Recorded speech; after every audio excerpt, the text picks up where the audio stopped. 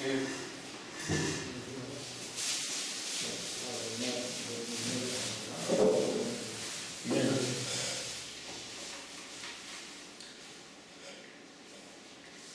טוב רבותיי, אנחנו נמצאים היום בחג חנוכה, אז בעזרת השם נעסוק היום בנושא חג חנוכה. מה שנשתדל לעשות זה לעבור על כל מיני פרטים והלכות שיש בחג ולנסות לבאר אותם בצד הפנימי של הדברים. כלומר לא בצד ההלכתי, אולי נזכיר קצת את ההלכות, אבל בעיקר בצד הפנימי. אז בואו נתחיל עם ההלכה הבסיסית. מה ההלכה הבסיסית לגבי נר חנוכה?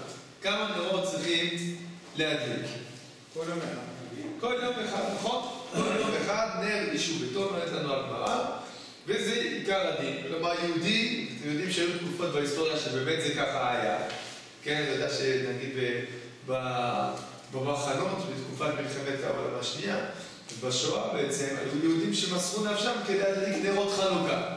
כן, גזלו, לקחו שעבה מהנאצים ומחלו בת שמע, ואיכשהו הדליקו כמה? ביום השמיני כמה הדליקו? נר אחד. טוב, אני שואל אותך רבותיי, למה נר אחד? זה הולכים ועולים, נכון, זה נכון מה שאתם אומרים, אבל אני שואל בבסיס, כולם מסכימים, זה במהדרין. מצד עיקר הדין, ביום הראשון אחד, ביום השמיני אחד, נכון? עכשיו אני שואל אותם רבותיי, כמה נרות היו במקדש? 7. אז בכמה נרות היה הנס? ב6. למה ב6? היה לך כמות שמן, שאתה מדליק 7 נרות, נכון? אז ביום הראשון ודליק יום אחד, ואז הנס... יום אחד 7. יום אחד 7, כלומר, אם אני שואל בכמה נרות היה הנס, אז כמה זה היה? כמה שמומרה, 7. אנחנו רוצים לעשות שינוי. אבל הם חלקו את הפך ל8 בגלל שלקח זמן עד שילכו להגיד לשמן. אבל אני שואל את כמות הנרות שבהם היה הנס. זאת השאלה שלי עכשיו. כמות הנרות שבהם היה הנס, זה היה 7 נרות. כפול 8 ימים. כפול 8 ימים, אבל כמות הנרות שהיו, שבהם התקיים הנס, היה כמה? 7. אז נגיד שאנחנו לא רוצים לעשות 7, כי אנחנו רוצים לעשות משהו שונה מבית המקדש, שלא יחשב שאנחנו מדליקים בחוץ, אז עושים 8, אבל 8 אני מבין, אבל למה 1? מאיפה הגיע לנו האחד הזה? זה הנס הגדול, עצם הניצחון. כן, אני שואל למה על נר אחד? למה ההלכה היא נר יישוב ביתו? למה לא 7 נרות יישוב ביתו? הרי הנס היה ב7. אז תגיד, 8 נרות יישוב ביתו. למה נר אחד יישוב ביתו? מצד עיקר הדין אני שואל. לא שואל עכשיו על המהדרין וכו'. דבר עיקר הדין. מה אתם אומרים? שאלה... לעניין, כן? שאלה חשובה. רגע, שלא מישהו ביקש שאני אקליט. זהו, תענה, תשתף פעולה עם חוקרים. תשתף פעולה עם חוקרים, תענה.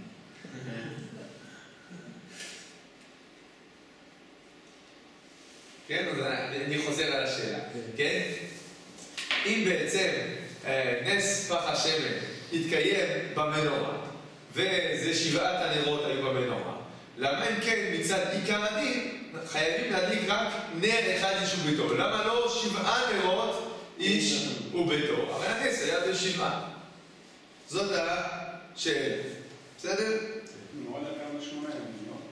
במנורה זה דלק 8 ימים. אז שהיא חובה למשל להדליק 7 נרות 8 ימים, או 8 נרות 8 ימים. מה פתאום קפצנו ל1? אחרי שעשינו 1, אז אומרים עכשיו רק רגע, עולה ויורד, אבל לפני, למה 1? למה בכלל ככה? טוב. ברור? השאלה ברורה.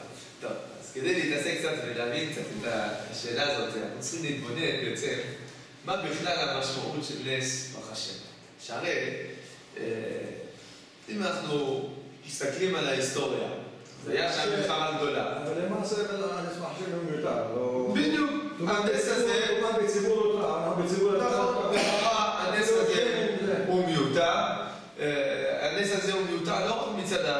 וצילמו, כן? בכלל, בסדר, אז לא היו מדליקים מנורה.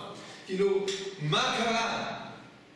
במלחמה אני מבין, עם ישראל בסכנה, יש לנו, רוצים להכחיד אותנו מבחינה רוחנית, עם ישראל נלחם, מעטים, כאן ברוך הוא מוסר את הרבים ביד על מעטים, באמת זה היה נצרך. טוב, אז אתה יודע מה? אז 8 ימים לא הדליקו מנורה במקדש. נו, אז מה? כאילו מה היה קורה אם באמת 8 ימים לא היו מקריבים נר במקדש? הרי עד אותו זמן לא הדליקו בכלל. כן? היה פסל, היה זה, אז לא הדליקו. אז בסדר, אז לא הדליקו 8 ימים. הקדוש ברוך הוא עשה נס מלחמה, ניצל, עם ישראל חוזר, העיקר שהם פותחים מחדש את תלמודי תורה. זה מה שחשוב. פותחים מחדש את תלמוד תורה, אפשר לקיים את המצוות כמו שצריך. למה הקדוש ברוך הוא היה צריך לעשות את הנס לכאורה המיותר הזה? מה המשמעות של הנס הזה? כלומר, אם כבר צריך ניסים, אני לא אומר זה, צריך ניסים זה חשוב, אבל למה דווקא בזה? מה היה כל כך קריטי? מה היה קורה אם לא היה ככה? מה היה קריטי בנס הזה? אז כדי להבין את זה, באמת צריכים להבין מה המשמעות של המנורה, כן? שכנראה יש פה משהו שקשור למנורה. אז באמת, מה המשמעות של המנורה? באופן כללי, מה המשמעות רבותיי של המנורה? זה חוכמה. המנורה זה חוכמה. רוצה להחכים ידיים, נכון. אז המנורה זה חוכמה, נכון מאוד. יש עוד משהו שבמנורה. יש עוד משהו שבמנורה. ככה אני מסכים איתכם, המנורה זה חוכמה, כי ידוע לכם, משה רבנו, מה קרה איתו? הוא התקשה. למה הוא התקשה, משה רבנו? למה התקשר משה רבנו? כתוב שתעשה, בסוף שהמנורה הוא לא עשה אותה, כן? הוא רצה לעשות אותה. בסוף, כן? לא, זרק את הזר, והמנורה יצאה מעליה. לא, ניסה, לא הצליחו לעשות את המנורה. כן, לומדים את זה מפסוק. בפרשת בעלותך כתוב זה מעשה לא נכנס, לא? תעשה המנורה, אני זוכר בדיוק, רש"י מביא שמשה רבנו התקשה ולא הצליח. לא הצליח, למה לא הצליח? מה מסובך? הנה, יש מאכל המקדש, הכינו. מה קשה? מה היה קשה למשה רבנו? בקשה אחת, זה אתה רוצה להסביר איך עושים? זה לא מסובך, כן? עושים קודם כל משערה, ואחר כך עושים את כל הכלים משערה, עושים יציקה, אבא שלי רופא שיניים, שאלתי אותו איך עושים, מה זה שיטה פשוטה? עושים ככה שיניים. עושים ככה שיניים. אמר, עושים פה בגדול, זה הכל. עושים מ3 מקומות, כדי שמבחינת כמות הזהב שיהיה אפשר, שזה לא יתקרר יותר מדי מהר. נו, מה היה קשה עם משה רבנו? חוץ מזה, מה, אתה חושב שכל הבעיה של משה רבנו זה הבעיה הנדסית? כן, זה לא כאילו טכנית, לא היה לו את המהנדס הנכון. שלח בצלאל, ללמוד את בצלאל, זה לא... אז זה השיעור על זה כבר. נו. מהות העבודה. העבודה היא לא פחות חשובה. זאת אומרת, הקדוש ברוך הוא דווקא בחר בצלאל ולא... אבל זה לא בעניין הנורא, זה בעניין העבודה. טוב, אז תראו, האמת היא שבמנורה יש פה נושא מאוד מאוד מעניין. המנורה, נכון שזה החוכמה, ואנחנו צודקים, השמן זה מסמל את החוכמה, אבל יש במנורה עוד נושא, וזה הבסיס, הנושא החשוב, זה שחז"ל אומרים לנו שהמנורה היא מסמלת לא רק את החוכמה, אלא את השכינה. כתוב שנר המערבי, נכון? למה נקרא מנורה, למה זה נקרא נר תמיד, אבל נורא כתוב נרות העדות, כן? למה זה נקרא העדות? למה נקרא מנורה נקראת העדות? אומר לנו רש"י במקום בשם חז"ל, העדות היא בכל באי עולם שהשכינה שורה בישראל. מאיפה יודעים את זה?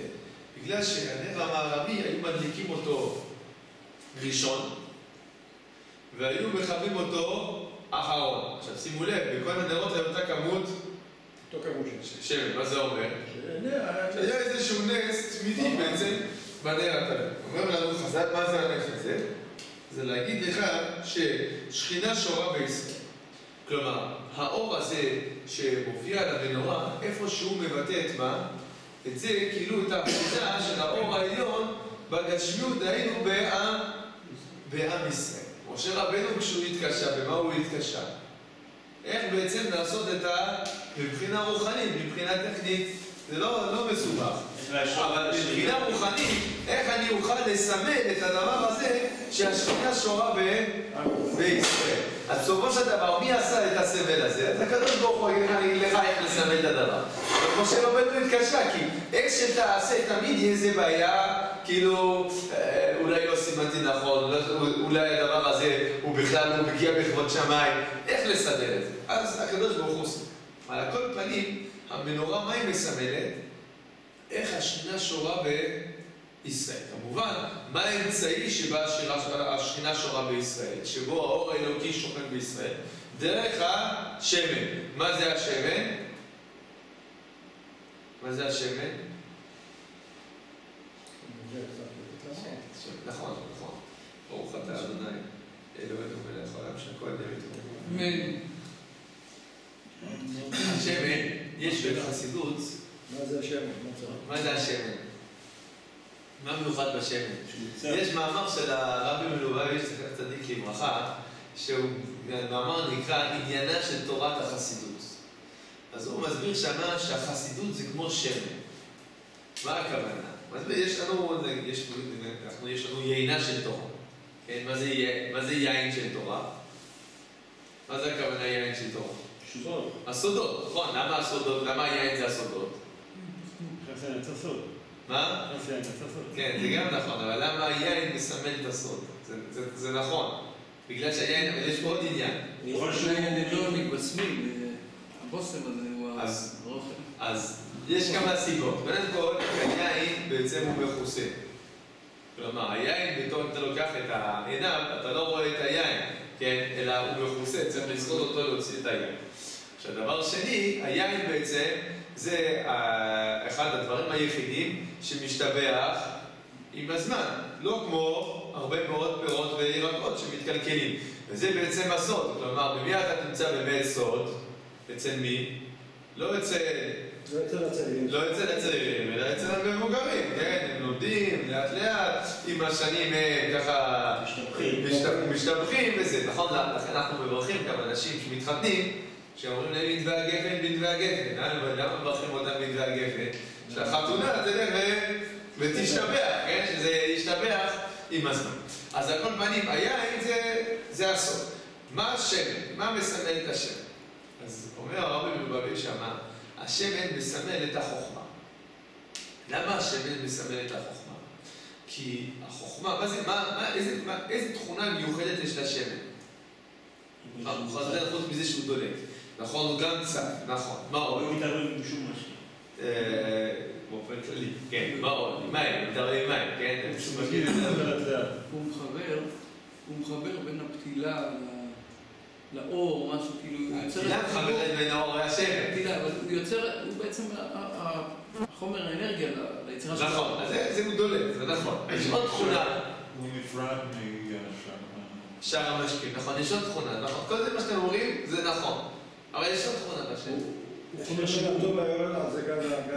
הוא זוקן, נכון. לא מתלבט בתוכו. כאילו, היו מדברים על חלקיקים, אז הם צמודות אחד לשנייה, הקשרים בין החלקיקים. זה נכון. רבותיי, מי ש... סף מעל הכל, רבותיי. נכנסתם יין לתוך שמן? ידיים לתוך שמן? מה קורה לשמן? ומה קורה לשמן? הוא נצמוק בפעפע, נכון? לשמן יש תכונה. אם אתה שם שמן על משהו, לך תוציא אותו ממנו. מה זה? קשה מאוד, כן? איך מוצאים שמן? אז אתה לא יכול, לא מספיק לקחת סקוץ' עם סבון. מה אתה צריך? מה עם רותחים, כן? כדי להוריד את השמן. כי השמן, מה יש לו תכונה שהוא מפעפע? השמן הוא חודר. הוא חודר. המון משקים הם לא חודרים, אבל השמן יש לו תכונה שהוא מפעפע. בגלל כל התכונות הכימיות שלו, כן? אבל השמן, אתה שם, תיקח דף, תשים שמן מצד אחד, מה יקרה עם השמן? הוא מתמשך. כן? כלומר, יש לו, למה? התכונות הכימיות שלו, אבל הוא מפעפע, כן? השמן חודר. אז הרבי מלובביץ' מסביר שלמה השמן, החוכמה נקראת שמן, בגלל שבעצם החסידות נקראת שמן, אבל באופן כדי החוכמה, כי בעצם העניין הוא שהדבר הזה הוא מפעפע לכל הרבדים. כשבן אדם, חוכמת אדם תאיר פניו, כלומר החוכמה האמיתית, כן, היא חוכמה שמשנה את כל רבדי החיים. כשבן אדם לומד, אז הדבר הזה זה גורם לו, זה לא נשאר רק בראש, אלא זה חודר בעצם לכל האישיות, לכל המערך. אז הוא כותב שהחסידות זה שמן של תורה. דהיינו, החסידות באה בעצם לבאר את כל החלקים של התורה, לחדור לכל החלקים. אבל באופן כללי, השמן זה החוכמה. כן? ובעצם הדבר הזה, אם כבר אנחנו מדברים על המנורה, אז בעצם הדבר הזה, שאיך האור האלוקי נאחז במציאות האנושית, על ידי מה? על ידי השמן. היינו על ידי החוכמה, אדם לומד, אדם מתבונן, אז בדרך זה בעצם האור האלוקי מופיע בעולם. אז על כל פנים, המנורה מסמנת את מה? את החוכמה, ובייחוד, הנר המערבי מה הוא מסמן? שהשכינה שורה בישראל. עכשיו אני רוצה לשאול אתכם, מה היה המציאות בחנוכה? בן אדם, אם היינו מביאים כתבים עם מצלמה ומצלמים את השטח, את המציאות הישראלית בחנוכה, מה היה נראה בשטח? עכשיו הוא אז. לפני הנס. לפני גילוי פח השם. כן. מלחמה, נפולים, כאילו לא, רוב העם בעצם, חוץ מבית חשמונה, הם נפולים, כאילו, מבוסים, כאילו, בית חשמונה, אלה שגילו את המורה שלו. מה אתה רוצה לומר? אמרתי, תלוי מי הכתבים. תלוי מי הכתבים. מאיפה הם באים? נו. תלוי מה... יפה, אז תגיד אתה, איזה כתבים? נו, תגיד עכשיו, כתבים באים מאיפה? נגיד מערוץ 7, אז היו אומרים, בית חשמונה החליטו לקחת את העניינים לידיים והתחילו למרוד וזה. והשניים היו אומרים, מה אנחנו עושים, בואו נהיה איתם, בואו זה... עכשיו, שימו לב, יפה. ואיזה כתבים לדעתך היה להם יותר ככה צופים? החילונים, שימו לב, האמת היא שבואו נתבונן במצב הכללי. המצב הכללי היה בכל קנה מידה הרבה יותר גרוע במצבנו היום, כן? הרי צריך להבין איפה התחיל המרד?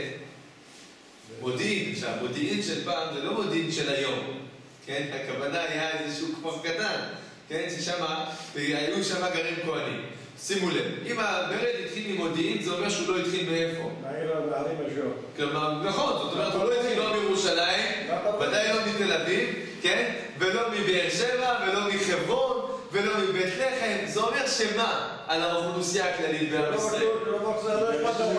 שרוב הציבור היה רדום, אם לא, יותר גרוע מזה, אם לא מתייבן. רק אתה מגיע לפרברים, אלה הקיצונים שלא טעמו מהאוויר של העיר הגדולה, מהתרבות הכללית, הם עדיין המשומרים, כן? וככה, ביישובים הנידחים, ואתה מגיע למי בתוך הדבר הזה? למשפחת הכהונה הגדולה. דהיינו השמנת של אלה שנשמרו, רק שמה מתחילה... מה זה אומר לכם את כל הציבור? בגלל שהכתבים של ערוץ 7 היו כטיפה בים לעומת הכתבים הכלליים, כן? עכשיו רבותיי, אם מישהו מסתכל על המציאות הזאת, בסדר, היה נס המלחמה, אבל אם בן אדם מסתכל מבחוץ, מה הוא אומר על עם ישראל? יש להם אומץ. מה? יש להם אומץ. יש להם אומץ, יפה. אבל עוד משהו, מבחינה רוחנית. שהם נצחים, שכאילו... נכון. הנצחיות פה מתממשת מול העיניים. נכון. זה נכון 100%. הייתי אומר, כלומר, אולי לא הסברתי נכון את השאלה שלי. הכוונה שלי, מישהו מסתכל לפני המרד. הוא מסתכל על ישראל, מה הוא אומר על עם ישראל? שהוא הולך להתכחד. שהוא הולך להתכחד, בדיוק. כלומר, אתה רואה עם כזה, אתה אומר, עם זו יצרתי לי, תהילתי יספרו? מה, אתה רוצה להגיד לי שאלה זה עם? זה עם השם? תראה איך הם נראים, הם נראים בדיוק יוונים כמו כולם. כמו כולם, כלומר, במצב הזה, בן אדם מסתכל, אומר, תשמע, העם הנבחר הפסיק להיות נבחר. כן, נגמר, מה זה? נגמרו עשה. עכשיו, המלחמה עשתה מה שעשתה, ועדיין, אם אתה מסתכל בכתבים, אז נכון, בני חשמונאי ניצחו, מן הסתם היו הרבה בתקשורת שאמרו איזה קיצוניים, מה יהיה לנו עכשיו, מה עם היחסים הבינלאומיים, מה יקרה, אנחנו עכשיו, מדינת ישראל תהיה בקושי, ככה, בתוקשים, קושי דיפלומטי גדול מאוד, כן, מן הסתם זה מה שהיה בזה, אתה יודע, כמו שהיה זה שהיום גם... כן, מן הסתם זה היה... מן הסתם זה לא היה פשוט, כן? נכון שבני חשמונאי ניצחו והכל, אבל... כפי שידוע לכם, גם בני חשמונאי זה לא החזיק הרבה זמן. נכון שהשלטון יחזיק עוד 200 שנה לערך, אבל מהר מאוד, מריבות בתוך בני חשמונאי, ולמי קראו לעזור? ליוונים. לרומאים אחר כך וליוונים לפני כן. כלומר, היחס גם עם היוונים הוא היה יחס כזה לא... זה היה מאוד חד אצל מתתיהו ובניו, אבל מאוד מושב בדורות לאחר מכן. כן? לא לחינם, אנחנו אומרים שזה שכאילו קונים את הגאונה. שיורד והולך לפי שיטת בית שמאי, כן? כי בעצם הוא אומר, תראה, מה זה בית חשמונאי? זה נחמד מאוד, אבל זה הולך ויורד, הולך ודורך. אז כשאנחנו מסתכלים על המציאות של אז, לפעמים גם כשאנחנו מסתכלים על המציאות של היום, וזה מגיע לאדם איזשהו ייאוש. האם באמת שכינה שורה בישראל? האם באמת הקדוש ברוך הוא נמצא איתנו? אז הייתה מלחמה, והיה ניצחון, ואז מגיעים עם ישראל למקדש, ואז מה קורה? מה קורה? יש אישור שקדוש ברוך הוא איתנו, מאשר את ה... בדיוק. אז יש עוד נס, שלכאורה הוא מיותר, אבל הוא מאוד מהותי. יש עוד נס שמוצאים פח שמן קטן, ואפשר להדליק פה את המנורה. מה הנס הזה מבטא? מה הנס הזה מבטא? תעלות את הרוח שלה. רבותיי, מה אמרנו? מה זה המנורה? שכינה שורה בישראל. אמרנו, מה בתוך כל המנורה? מה הסימן של שכינה שורה בישראל? בתוך הישראל. הנר המערבי. כמה זה נר המערבי, רבותיי? נר אחד. בעצם. כל הנס הגדול של פח השמן, הנס הגדול הוא על מה בעצם? הוא לא על כל השבעה נרות.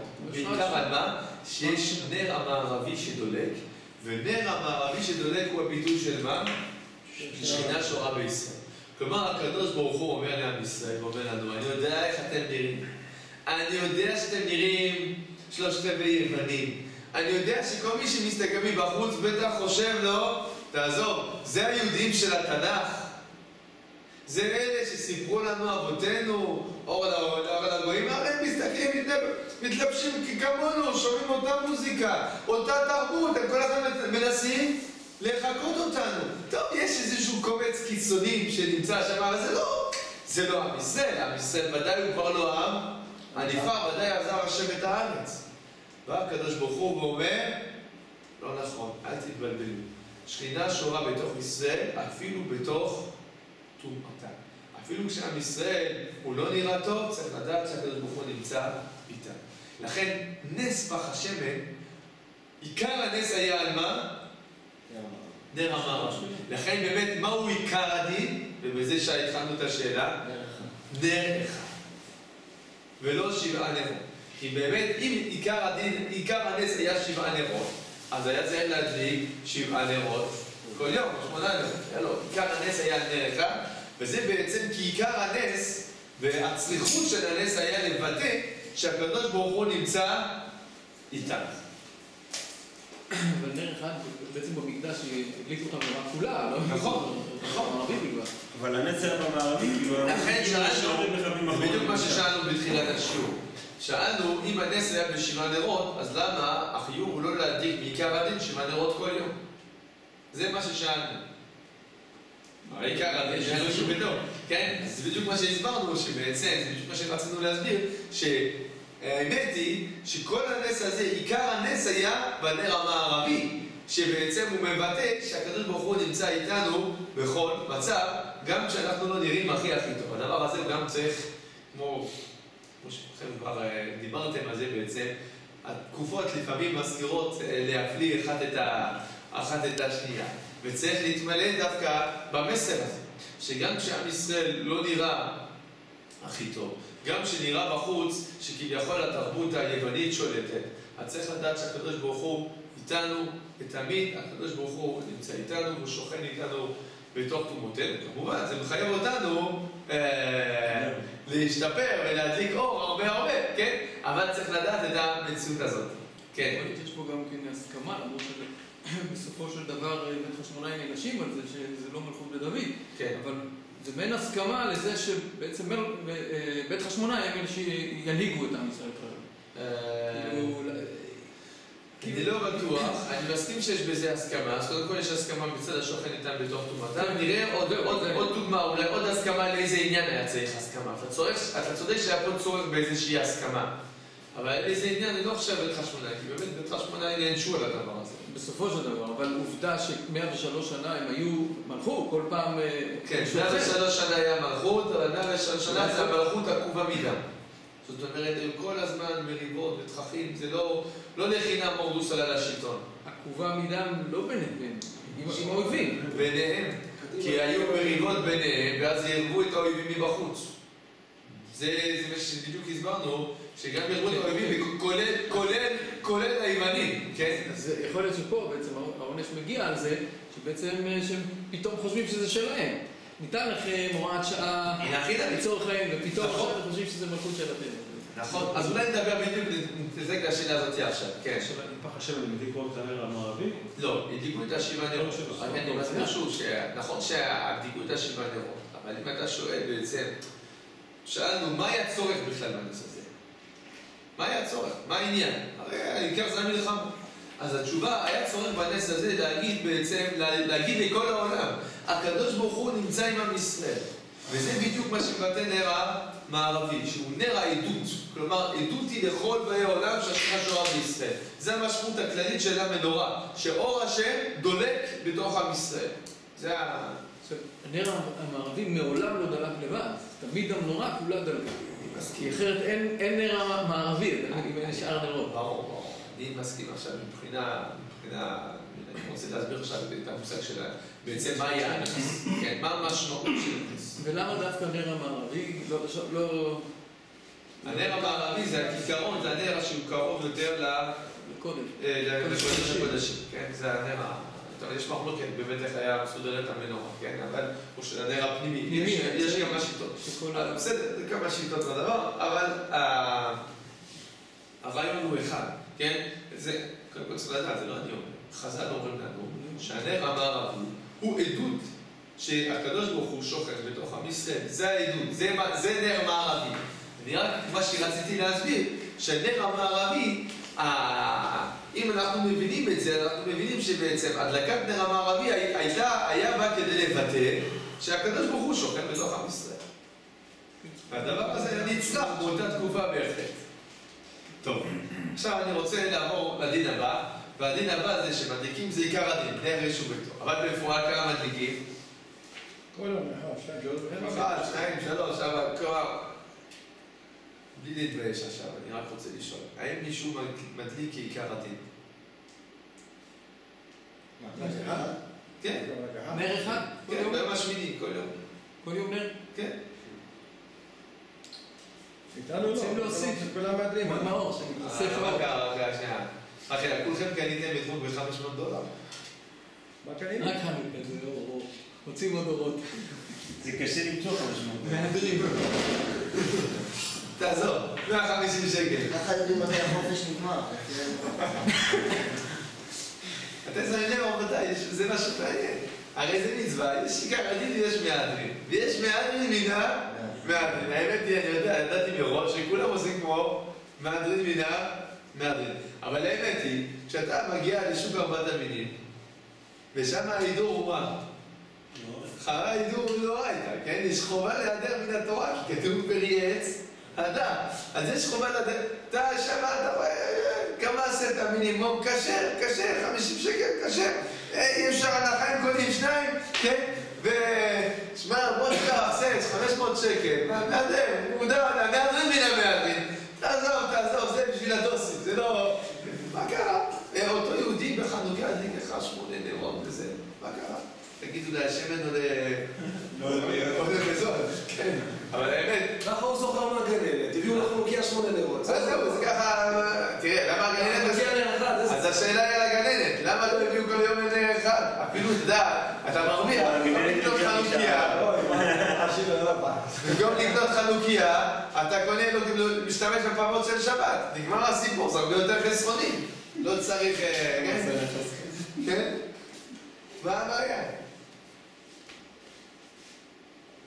באמת, מה ראו אבותינו, כן, נוחי נפש? כולם, לא, וגם ישראל, חוץ מהתקופה של השואה, שבאמת הדליקו במחנות, ובסירות נפש הדליקו אחד, כן, בכל התקופות, כמה אנשים הדליקו? למהדרין מן המהדרין, כלומר, הכרגיל למהדרין מן המהדרין, אבל מה ראו על ככה? למה? למה זה ככה? ויש דיון בגמרא, אם למהדרין זה ככה או ככה. לא מצינו בשום מקום בגמרא, עד כמה שזכור לי, כן? שיש דיון, כן? מהו האידור על גבי, מה נקרא מהודר מן המהדרין לגבי אתרוג? אין דיון כזה בגמרא. יש דיון, מה נקרא אתרוג כשר? מה נקרא למהדרין מן המהדרין? אין דיון בגמרא. לא, יש? יכול להיות. נגיד לך, נגיד לך, יש מהדרין מן המהדרין, הכוונה שהוא גם יפה בצורתו, וגם אין בו שום פסול, שום דבר, ואתה לא סומך על זה, נגיד, שחזזית הייתה לרובו. לא, אתה לא רוצה אפילו מיעוטו, זה שיהיה נקי. מעודר. היה אפשר לתת קריטריונים. לא, אבל המושג הזה, מהדרין מן המהדרין בהלכה בכלל, יש דבר כן, הנה, פה. בחנוכה, אז זה מה שאני שואל. בחנוכה, אתה יודע, יש דיונים, מה נקרא מהודר, מה נקרא כשר, מה נקרא למהדרין מהמהדרין. סך הכל אנחנו עוסקים בדין שהוא מבחינה הלכתית פורמלית. מה הוא? דין רבנן. ובדיני תורה לא מצינו מחלוקות, כן, מה נקרא מהודר, מה נקרא למהדרין מן המהדרין, יש לך כשר וטרף, נגמר הסיפור. מה קרה? למה אין לנו ככה בגמרא? מי שרוצה לדעת מן המהדרין, אז יבדוק את הריאות, יבדוק את קרום המוח, יבדוק את הבשל, יבדוק... לא כתוב. אפשר לשאול יותר מזה, שבעצם המצווה הזו היא כל כך חביבה על ישראל, בכל הזרמים, באותה מידה כולם מהדרים. כולם הולך ומוסיף. נכון, נטמע. אז זה אני שואל, אני מחלק את השאלה שלי, בסופו של דבר, אני חושב שיש... לא מצינו מצווה כזאת שכל כך מהדרין בה. אני חושב שיש פה איזושהי... יש פה איזה... עם ישראל כאילו כביכול מביע בכך אהבה לקדוש ברוך הוא. כמו שהקדוש ברוך הוא אישר את הניצחון ואפשר לנו להדליק את המנורה ולפזר חושך, להאיר, אז עם ישראל רוצה להוסיף אור, לחבב ולהוסיף את אור השם בעולם. יפה. אם אתה מדליק נר אחד כל יום, זה גם אותו דבר כל השבוע. נו, ואז מה? מוסיף כל פעם אחד, אתה מרגיש אתה קונה אתרוג כזה, אתה לא קונה 8 אתרוגים שכל יום ככה איזה אתרוג חדש. אתה קונה אותו אתרוג 8 ימים ואתה מבין. כאילו, אנחנו רגילים כל כך, זה תמיד הקושי, כשאנחנו דברים שאנחנו רגילים אליהם, אנחנו לא מתבוננים בהם. אבל למה? אז מה? אז היום מדליקים כל יום אותו נר, נו מה? מה קרה? 8 ימים, זה המצווה, תדליק את הנשמה 8 ימים. מה הבעיה? טוב. אז באמת עשיתי דברים בדבר הזה. אז נגיד לכם משהו ששמעתי פעם בראש הישיבה, הערה מעניינת, ועל ידי ההערה שלו הוא נוכל להסביר קצת את הדברים. אז יש, אתם יודעים שבחג, בשנה היהודית, יש לנו כמה וכמה חגים שקשורים לתורה. כמה וכמה. מה הם החגים הקשורים לתורה בשנה היהודית? לא מדאורייתא. אני מדבר שקשורים לתורה, לימוד התורה, כן? התורה, לימוד התורה, לא מדבר על מדאורייתא. אז יש לנו שבוע, ברור. שמחת תורה זה ברור. למה הושענא רבה? לומדים תורה, זה נכון. זה לא קשור, זה לא חג לתורה, זה יותר הושענא רבה, לומדים תורה כדי להגיד את הסליחות, כן? זה יותר יום של תשובה הושענא רבה. מה יש לנו עוד? איזה חג שקשור בצורה מהותית לתורה? פורים. פורים, נכון? פורים. קיבלו וקיבלו, כן? היה פה עוד שלב, וחג האחרון זה? אז עוד מעט נראה. אז עכשיו, תנסו לנחש שזה חג שקשור אלינו, טוב, אז כנראה זה יהיה חג. אבל מה באמת, מה קרה בכל החגים האלה? אז בשמחת, בשבועות מה קיבלנו? קיבלנו את התורה, זה האלף בית, כן? לא מקבל אפשר. אחרי זה, מה עשינו? למדנו. מה עשינו? סיימנו, ושמחת תורה. עושים את המסיבה. כן? אגב, זה סגור. אחר כך, שלב הבא, זה מה? אחרי, למדנו, קיימנו, אבל כל זה היה איכשהו עדיין בכפייה. בפורים קיבלנו מרצון. מה קרה בחנוכה? מה קרה בחנוכה? בחנוכה היה נקודה אחרת משהו. מה קרה? ניסו להשמיד אותנו. ניסו להשמיד אותנו? רוחנית. כלומר, אמרו לנו, תורה נייץ. כן? תורה נייץ. אין תורה. מה עשו? מה עשו היהודים? היה פה שלב שנלחמים על התורה. כלומר, איזשהו מסירות נפש עבור התורה. זה מעבר, זה לא רק התורה, זה השפעת שכינה. תראה, היה ניצחון. יכלו לעשות באותה מידה, לבנות איזה ארמון, לבנות איזה, לא יודע מה, לא בהכרח לקשור את זה לבית המקדש.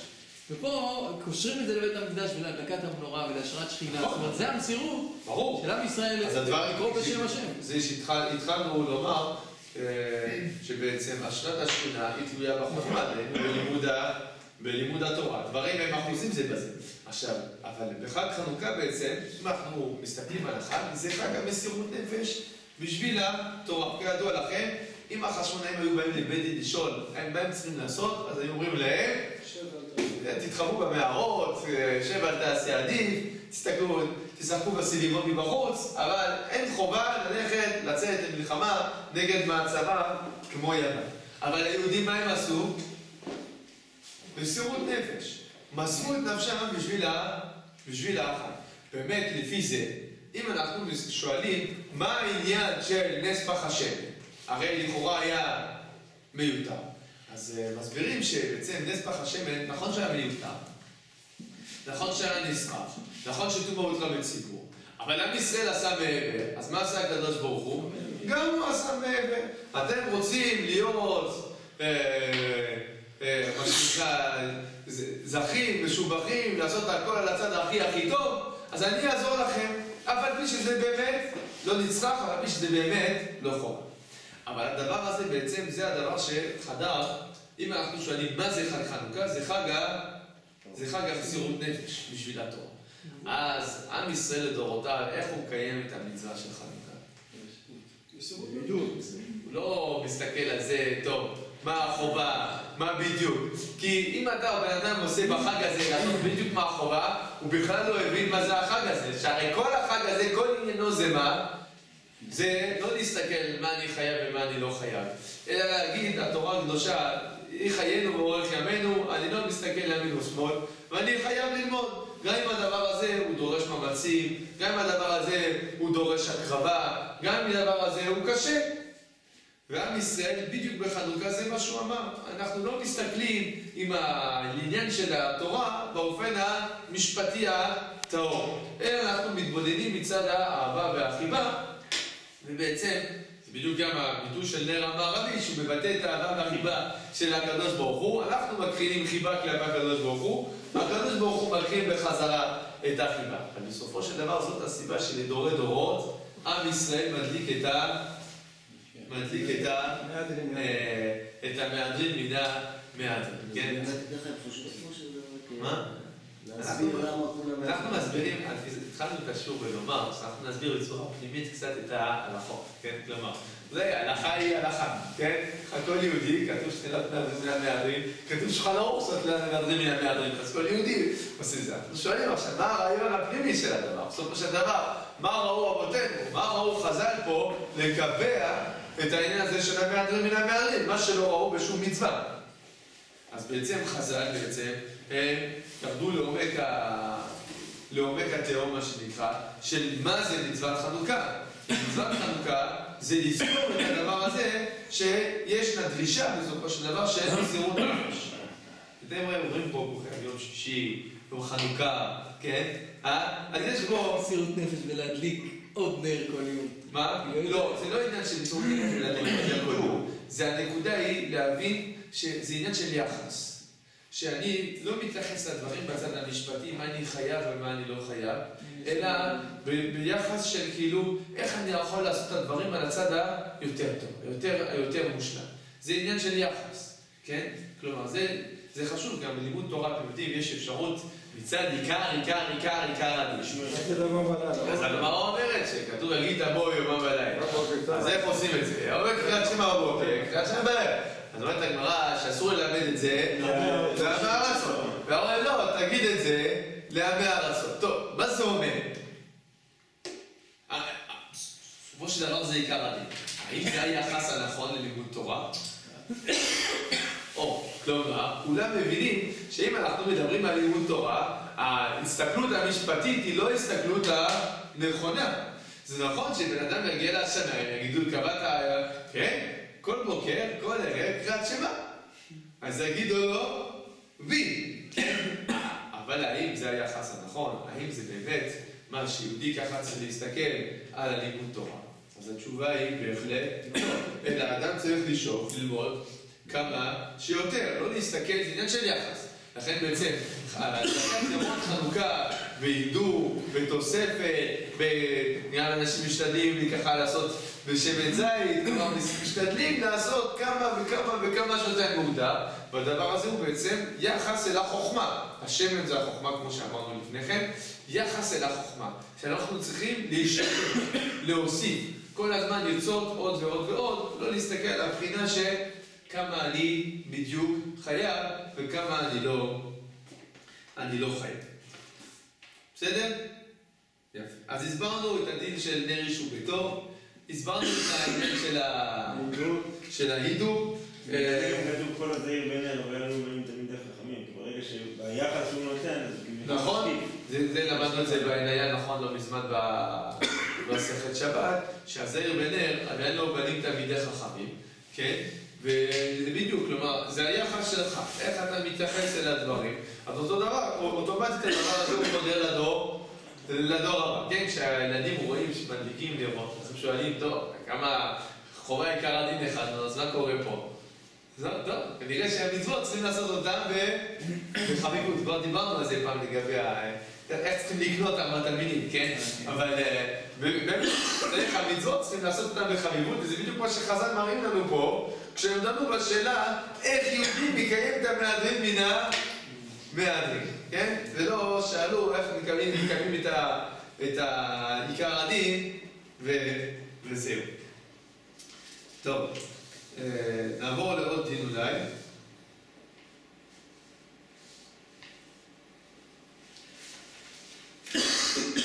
נעבור לעוד דין. יש עוד דין, איפה מניחים את החנוכיה? אז כידוע מניחים אותה בפתח ביתו, יפה, או בחלון, או השולחנות, תלוי בתקופות, תלוי בבתים, כל אחד בבית שלו. ומה עוד? איפה מניחים אותה?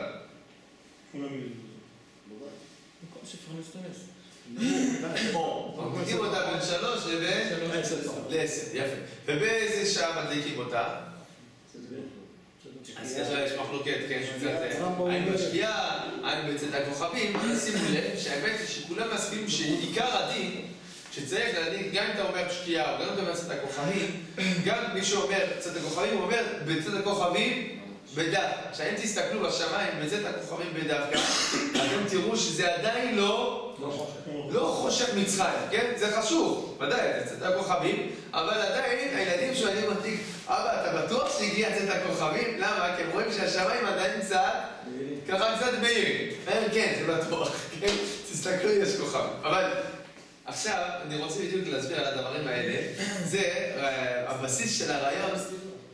הבסיס של הרעיון, שמעתי אותו בחבר שלי, הרב אליסת, הוא הרב של קיבוץ סעד. כשעמדנו ביחד בארץ מודע לפני כמה שנים, אז הוא אמר לי את הבסיס של הרעיון, אז הוא אומר את זה בשמו. אז הוא הסביר שהנקודה המרכזית שרצו לפגוע היוונים, שימו לב, בואו נשאל בשאלה אחרת. למה היוונים, מה המשמעות לזה שהיוונים טימאו את השמנים? למה לא שפכו אותם? זאת אומרת, אם היוונים היה להם משהו נגד השמן, שהלכו ורצו לשבור, אז היו יכולים לקחת את הכדים ופשוט לשבור אותם, או לשפוך את השמן. מה הכוונה שהם רוצים לטמא את השמן? רוצים להכשיר מהשורש. כמו שהם לא רצו להרוג אותם, אלא רק להוציא להם את הרוח. יפה, כלומר, אמרנו, מה זה השמן? שוב, מה זה השמן? חוכמה. זה החוכמה, כן? אז לטמא את השמן, מה הכוונה? לטמטם את הבן אדם. לטמא את החוכמה, דהיינו להגיד, מה, התורה זה מאוד חשוב, וזה טוב, ואתה יודע, קצת השכלה, צריך גם קצת דברים מבחוץ, זה ודאי יועיל, ואחר כך כמובן, אתם קצת חשוכים עם הדברים שלכם היהודים, כן? אולי אתם קצת יותר נאורים, כן? ואז בעצם, ולאט לאט בעצם להפוך את כל התורה במושגים מופשטים, ואז לקלקל את הרעיון, לקלקל את הכל. בסופו של דבר, מה שרצו היוונים זה לטמא את השמן, כלומר לטמא את מה? את הרוח, את הצורה, את הרוח הפנימית של עם ישראל. עכשיו, הדבר הזה בעצם אמרנו, השמן זה נקודת החיבור בעצם בין עם ישראל והקדוש ברוך הוא. זה החיבור. מה ההבדל המהותי בעצם בין התרבות היוונית והתרבות הישראלית? ההבדל אחד, אז נו תגידו אתם, מה ההבדל אחד הדברים המהותיים, מה ההבדל המהותי ביניהם? האם האדם במרכז או הקדוש ברוך הוא במרכז? יפה, מסכים 100%. עוד משהו אולי? השכינה, אם יש שכינה במעשה. זה גם נכון. אני אולי אוסיף עוד נקודה. אני אוסיף עוד נקודה יסודית בדבר הזה. אתם יודעים שהיוונים העתיקים באופן כללי, היו מאמינים או לא היו מאמינים? מאמינים באלילים שלהם. מאמינים באלילים. יפה. אתה צודק שהיו מאמינים באלילים, אבל אני מדבר דווקא על האליטה. הפילוסופים, מה האמינו? אריסטו האמין באלילים. עולם קדמו. האמינו בבורא לא. לא יודע. כן, אבל זה צריך לדעת, רבותיי. אני לא יודע מה כזה מבנים, אבל למדתי את המורה נבוכים. אז במורה נבוכים הוא מעריך בשיטת אריסטו, בשיטת אפלטון, וכל השיטות, כן? אז דבר ברור שהיוונים, הפילוסופים, האמינו בבורא. האמינו. כן, העמך עדיין האמין באלילים, אבל מה שנקרא הגרעין הקשה, האליטה שלהם. האליטה, האמינה בבורא. אז מה נקודת המחלוקת? זה לא שכינה, זה הבנה שהיה בורא והוא לא יקרה. האם עזב השם את הארץ? יפה, כלומר, הנקודה הייתה, נכון, יש בורא, אבל כאילו... מה אכפת לו מה אני עושה עכשיו? זהו, הוא לא קשור. יש בורא, יש עולם, וזה שתי ישויות נפרדות, כן? לפי חלק בכלל מהשיטות של היוונים, כן? זה לא שהבורא, זה הכוזרי מדבר את זה בתחילת הכוזרי, זה לא שהבורא ברא את העולם בכוונה תחילה, אלא העולם נברא מאליו, בהאצלה מהבורא. כלומר, הבורא בעצם קיומו, אז נגרמים כל מיני תופעות לוואי נקרא לזה, לא שבכוונה תחילה הקדוש ברוך הוא החליט לברוא את העולם. כלומר, הדבר הזה, זה עזב השם את הארץ, כן? כלומר, הדבר הזה הוא תפיסה שיש, מה יש בין העולם והבורא? ניתוק. יש איזשהו נתק. בנקודה הזאת יש המחלוקת הכי אקוטית עם עם ישראל. כי מה עם ישראל מאמין? שהקדוש ברוך הוא משגיח. כלומר, יש לו קשר. שימו לב. איפה מדליקים את המנורה ומתי מדליקים אותה? עכשיו, איפה מדליקים את המנורה? בין 3 ל-7, בין 3 ל-10. יפה, נכון? מה זה, למה פחות מ3 לא? לבוד אדמה. לבוד זה בעצם זה קרקע. מה זה מעל 10?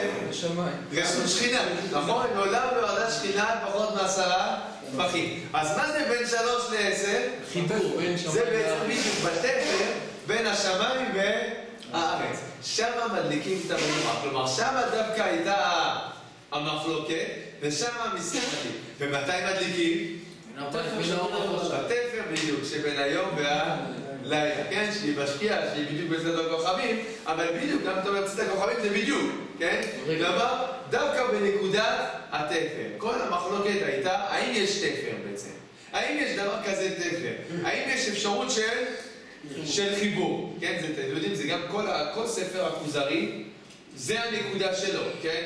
כי אם לומדים את הכוזרי, רואים שבעצם הוא מתחיל מהפילוסוף, הוא כאילו ככה דוחה אותו, הוא מתחיל לעשות עם אחרים. אבל האמת שכל הספר הוא עושה גם בפילוסוף.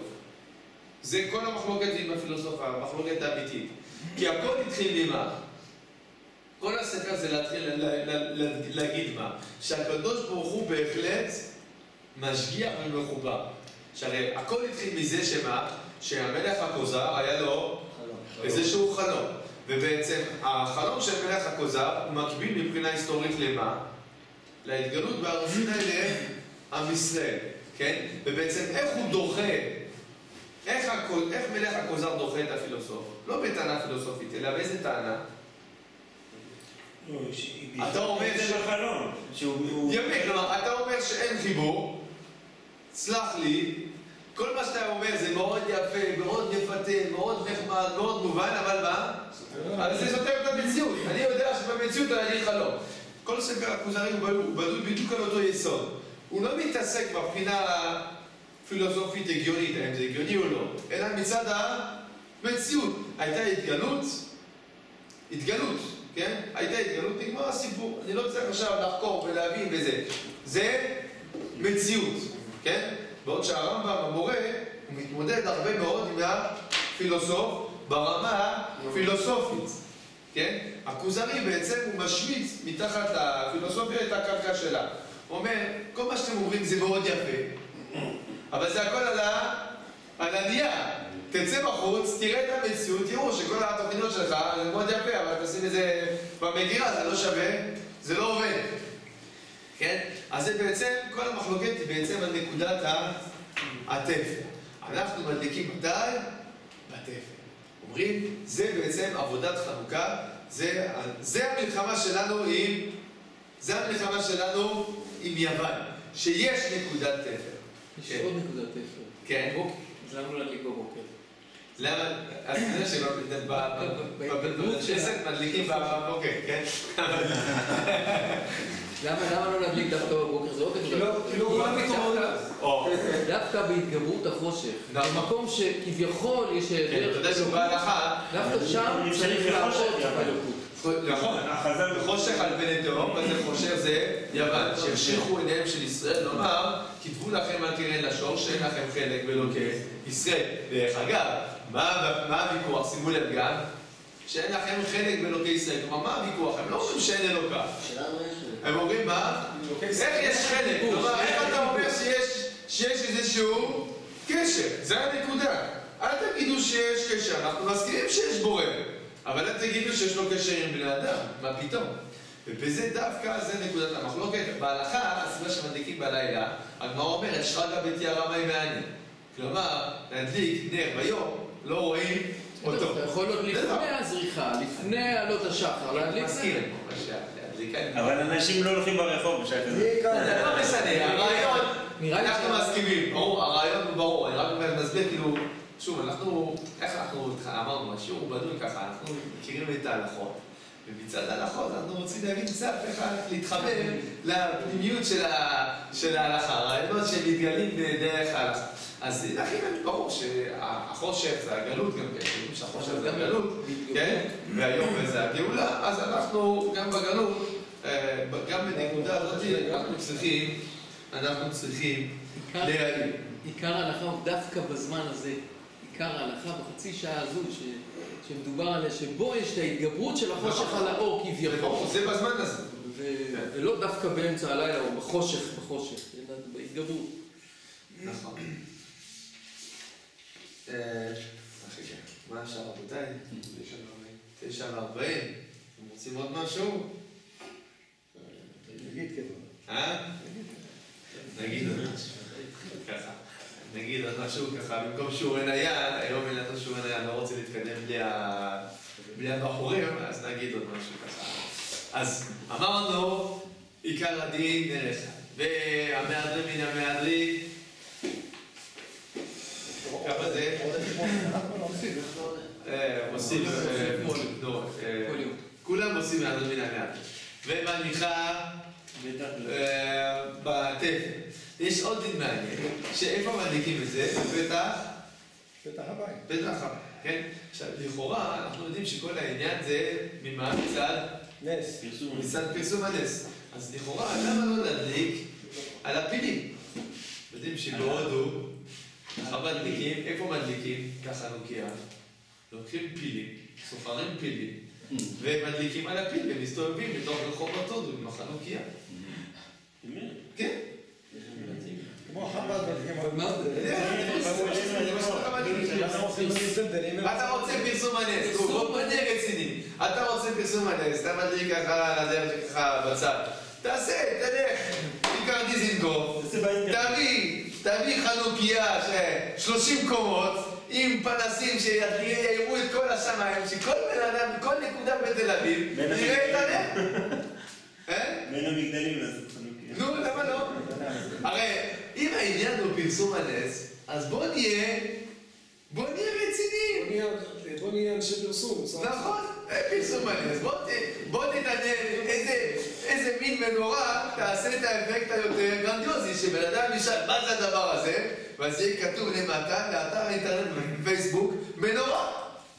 ואז בן אדם ייכנס שם ויהיה כתוב, הסיפור נס חנוכה.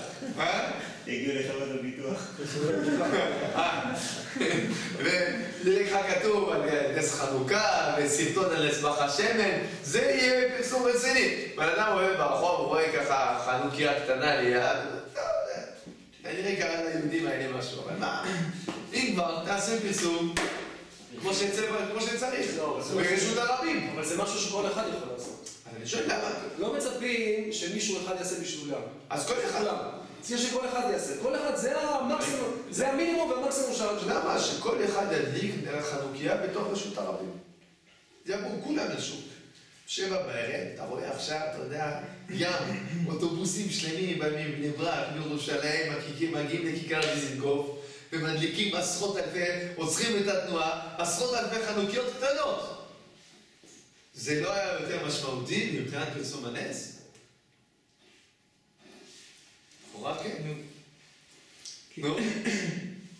עיקר פרסום הוא בעצם שהאדם, בקשר שלו עם החוץ, המסר הוא בעיקר, הפרסום הוא בעיקר בשביל עם ישראל. לא בשביל הגויים, כאילו, מה מבינים בחנוכיה? יכול להיות שהם ישאלו וכולי, אבל קודם כל אנחנו צריכים להכיר מי אנחנו, מה אנחנו. ולכן זה בפתח הבית, והזיקה שלנו כלפי החוץ היא ממנורה, זאת אומרת, להוסיף אור, להוסיף שכינה, להוסיף דערה. זה לא נר יישוב ביתו? לא נר יישוב ביתו? אז אני שואל, למה נר יישוב ביתו, ולמה לא נר איש וביתו, אבל פשוט הרבים? כי הפרסום הניס, הדבר הראשון זה המשפחה, זה לא שזה רע. אז קודם כל אני רוצה להגיד לכם שבהלכה, זה חשוב לדעת עם כוזות, כדי שלא נתבלבל פה. בהלכה יש אפשרות לברך ולהדליק בחוץ ולברך, כן? יש בזה מחלוקת בין הפוסקים האחרונים בדבר הזה, אבל... אני אסביר. כיכרו? נכון. האם להדליק מנורה כמו שעושים בחב"ד? להדליק מנורה, בכיכר דיזינגוף, נגיד... לא, חשמל זה לא. חשמל זה עוד דיון, זה מה זה אישור, כן? אבל של רחמני למשל, שמה. למשל, כן, שמה זה אש, זה... כן? האם שמה אפשר להדליק בברכה? להדליק בברכה. עכשיו תגיד, אותו שר רחמני זה עוד דיון, כי אין שם הרבה ציבור. אבל נגיד בן אדם נמצא... לא בציבור, נתיבי איילון.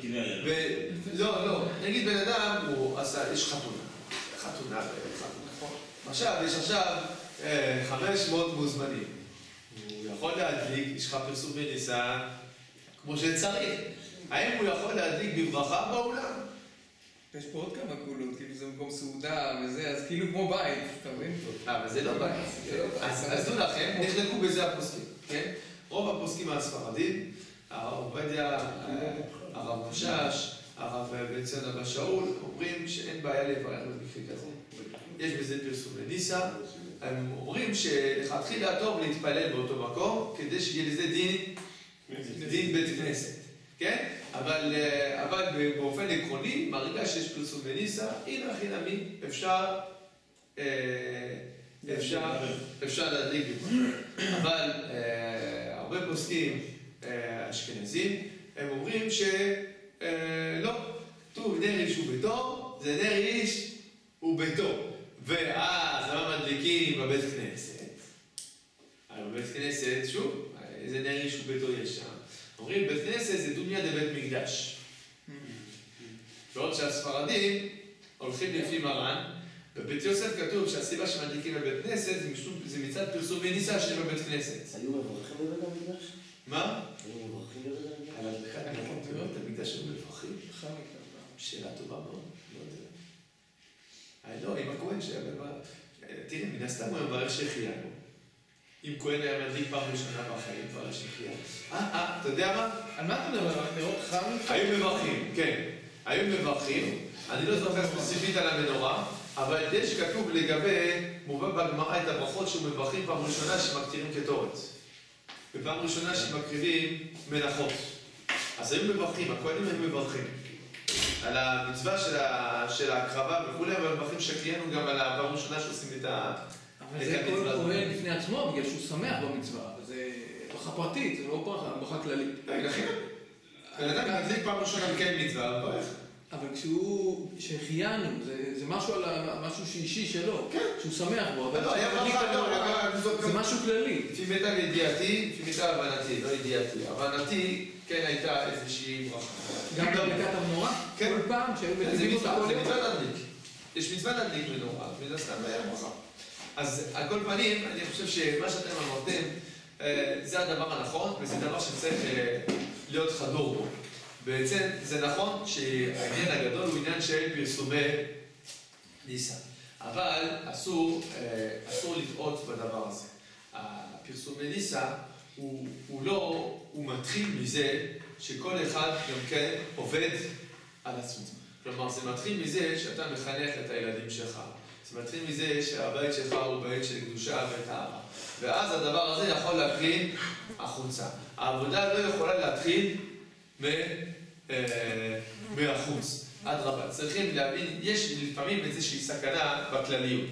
כלומר, זה שבן אדם רוצה להיות כללי, זה דבר כשלעצמו שהוא דבר טוב ונכון. אבל יש בזה סכנה, שבן אדם מצד הרצון להיות כללי, הוא יתשש והוא יאבד את הייחודיות שלו. בסופו של דבר, הכלל הוא מרוויח מזה שהוא מורכב מפרטים. אם כולם יעבדו את השם באותה מידה, באותה צורה בדיוק, באותו עניין בדיוק, בלי שום הבדל, בלי שום ייחודיות, אז אומנם הכלל עובד את השם, אבל אנחנו מאבדים את הכוח המיוחד הפרטי של כל אחד. דווקא לפני כמה ימים דנו בכולל בנושא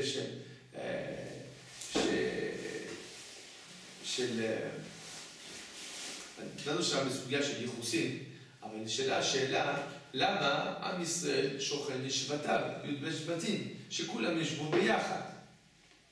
הרי בתורה יש חלוקה לשבטים. אז בדיוק הסברנו שהאמת היא שעל אף שעם ישראל הוא עם אחד, אבל יש לו עניין שכל שבט ושבט ישמור את הייחודיות הפרטית שלו. והוא יתרום מכוח הייחודיות שלו, אז הוא יתרום לכלל. כלומר, הכלל מרוויח מזה שכל אחד מפתח את הצדדים הפרטיים והטובים שלו. רק שבן אדם, כשהוא עובד בצורה פרטית, הוא תמיד יהיה מודע שהפרטיות שלו היא אמורה גם להקרין החוצה. וזה בעצם המשמעות של נר איש וביתו. נכון שמצד פרסום הנס, אז פרסום הנס היותר גדול זה ברשות הרבים. אבל אסור שיהיה ניתוק בעצם בין הבית לבין החוץ. אלא, גם פה, הנר איפה הוא עומד? בטפח. בתפר. בנקודת התפר בין רשות הפרטית ורשות הציבורית. שם בדיוק שמים את הנר, בפתח הבית. כלומר, שאדם צריך לדעת לעשות את החיבור בין הפנים והחוץ. לא הכל בפנים, לא הכל בחוץ, אלא בנקודת התפר. כן, מעניין שזה דווקא בארץ ישראל, נכון? כשהיינו בגלות, ואנחנו רדופים, איפה מדליקים? איפה בפנים. כלומר, בארץ ישראל יש את הבחינה הזאת של הפנים והחוץ, הפרט והכלל בחוץ לארץ, אז העיקר הוא לשרוד, כן? אז העיקר הוא הנקודה יותר פרטית, לכן בחוץ לארץ מדליקים בפנים. אבל בארץ ישראל לא מדליקים בחוץ. בארץ, מה? זה הנחה בחוץ לארץ בפנים? הרמב"ם כותב שמנהג ישראל, מדבר על להדליק בפנים. זה מהפוסקים שראינו, זה- בארץ ישראל זה... לא, אז בארץ ישראל יש הסכמה די רחבה בין הפוסקים, שבאמת צריך להדליק בדיוק בפתח הבית, הוא עיקר הדין. רק מה שמעניין לשים לב, שבחוץ לארץ מדליקים בפנים, בארץ ישראל לא מדליקים בחוץ לגמרי, אלא איפה מדליקים? בתפר. כלומר, זה הדרישה. יכול להיות שבעצם בחוץ לארץ, למה מדליקים בפנים? כל עוד אנחנו בגלות, אנחנו עדיין לא מספיק עברנו את התהליך של ההכשרה, נתחיל להעיר נעשה בחוץ. בואו נתחיל להעיר. כלומר, דווקא מתוך שאנחנו מונסים בארצנו, יכולים להעיר החוצה. בהקשר לזה, עניין חנוכה, הרמב"ם כותב שם, בנושא של חינוך, שכל נושא החינוך הוא בעצם מחנוכת המזבח. שחנוכה הוא חג החינוך. נכון. פה זה מתחבר לדברים, כל אדם צריך לחנוך, כאילו, לחנך את עצמו, להוציא מהכוח אל הפועל את מה שקיים בו, ולהעיר, להוסיף את אותה אורה שהקדוש ברוך הוא טבעה בו, באישיות שלו, להוציא אותה, להיות נאמן מהפנים החוצה, ולהעיר לעולם כולו. יפה.